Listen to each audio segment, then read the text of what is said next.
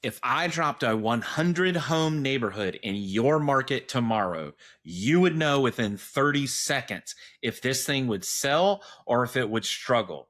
That's not just real estate instinct, that is a developer skill.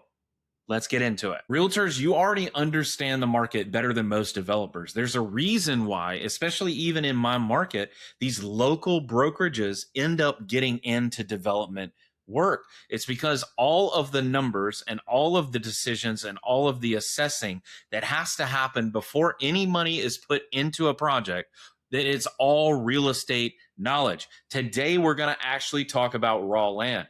How can you assess and judge whether this piece of raw land will actually be a good neighborhood or not? So first things first, we all know this in real estate: location, location, location.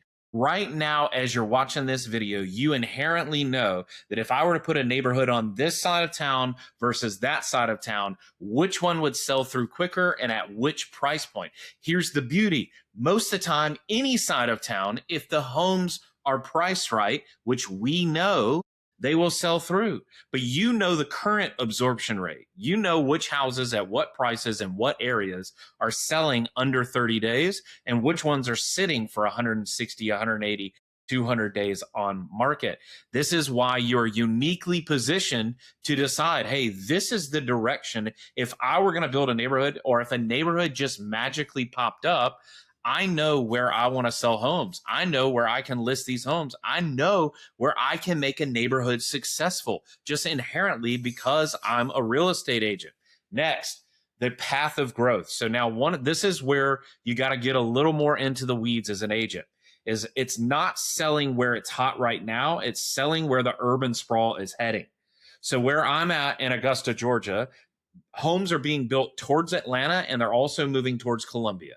And so in both directions, there are neighborhoods popping up. And so some of these areas towards Columbia, there's no restaurants, there's no grocery stores, there's no support system, but people are literally buying homes because they're affordable.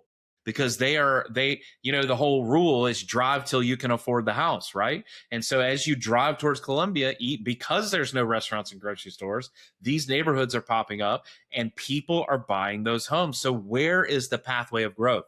Where is everybody moving?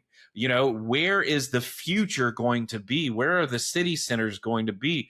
You're reading the tea leaves a little bit, but you can see the movement. It just takes a little bit of work inside your MLS to figure these things out. Zoning. Okay. Now we're getting into technical details. What is this lot zone? Let's say you found a 100-acre parcel and you're like, I wonder if this would be a good neighborhood. So most GIS maps inside of the county, the city, whatever authority that has jurisdiction in that area, most GIS maps will give you zoning, and they can also give you access to utilities. So zoning, is it an agricultural land? Is it zoned industrial? Is it zoned commercial? Like, what does the county want this land to be? And just because it's not residential, it's not built for a neighborhood, does not mean we cannot rezone it. So this is where a phone call to the building and planning department and saying, hey, I have some clients that are interested in this 100 acres. Y'all have it zoned agricultural. How do y'all feel about density these days? What are the county's goals? Because the way that I frame this when I call AHJs is I say, hey, look, I don't want to fight against you. I don't want to make a profit if I make an enemy in you. I want to sit inside of the county's goals and help you achieve them. So what is it you're trying to do? What do you want to see happen from a townhome, single family home development standpoint so that I can come alongside you and we can work together to make this thing happen?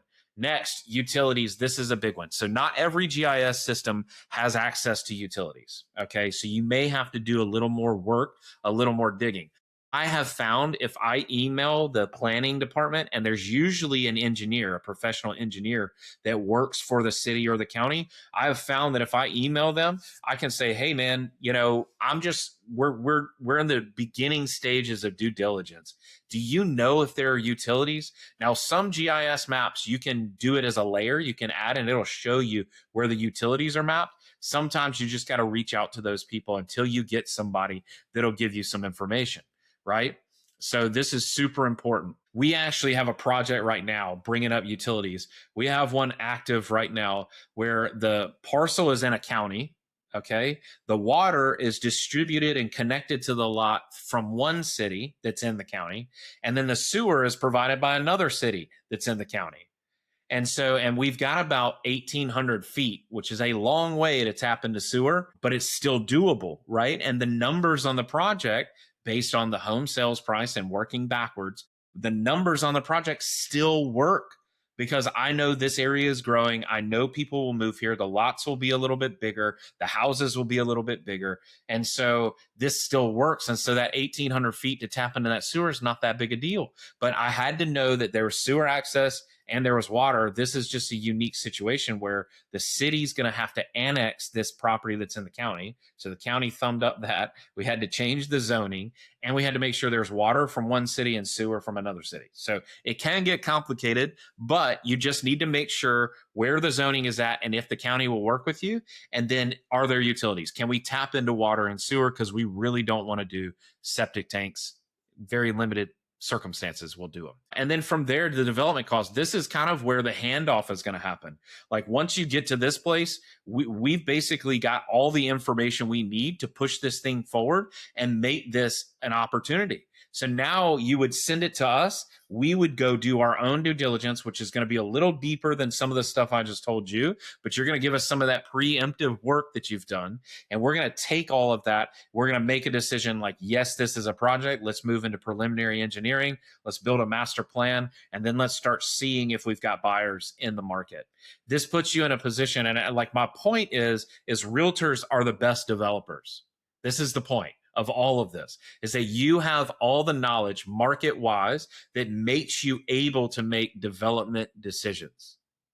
It's just your scope. You're just zoomed in too close here. And we just need to expand your vision a little bit, which is what this YouTube series is all about, right? So cheap land can be expensive if it's not set up the right way. Expensive land can be cheap if it is set up the right way. So you understand absorption better than any developer. You understand market and direction and growth and urban sprawl better than any developer. And all of that knowledge equals leverage. That's what puts us in a position where partnering and pushing these projects forward, where not only are you going to get transaction commission on a multi-million-dollar piece of land, but you're also going to get 100, 200, 400 listings in this neighborhood. This is a beautiful model and a beautiful system. And so this is where the eighth day group comes in. This is why we want to pitch this to you. This is why we're teaching you this information so that we can partner, we can push this thing forward, and we can both change our lives. That's it. We talked about land. We talked about the important key aspects of figuring out whether a piece of land will work. And really, like I said, I just want to shift your mindset because you already have the skills. You just need to point them at this bigger picture and not this zoned in single house, single transaction. Right. So do me a favor. If you like this, like, share, and subscribe. Tell all of your friends about this that are in real estate. And even if they're not in real estate, this is a place where you can generate leads and not even have to be a real estate agent. So thanks for joining us. Thanks for listening. I look forward to the next one. We're going to keep giving you this information. This was land. We'll probably move into the actual pre-development development work, into the home building, and into the next phase of this process, just to keep you educated, keep this pony running on down the road. All right. That's it for me. Nugget out. Peace.